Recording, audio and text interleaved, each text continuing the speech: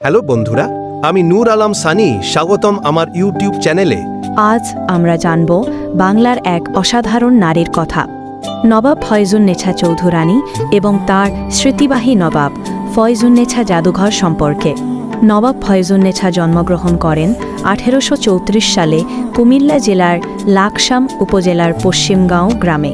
তিনি ছিলেন দক্ষিণ এশিয়ার প্রথম নারী নবাব এবং নারী শিক্ষা ও সমাজ সেবার এক অগ্রদূত। নিজের সম্পদ দিয়ে তিনি স্কুল, মাদ্রাসা, কলেজ এবং হাসপাতাল প্রতিষ্ঠা করেন। বিশেষ করে মুসলিম মেয়েদের শিক্ষার জন্য কাজ করেন আজীবন। তার অসাধারণ অবদানের জন্য 1889 সালে ব্রিটিশ রানী ভিক্টোরিয়া তাকে নবাব উপাধিতে ভূষিত করেন।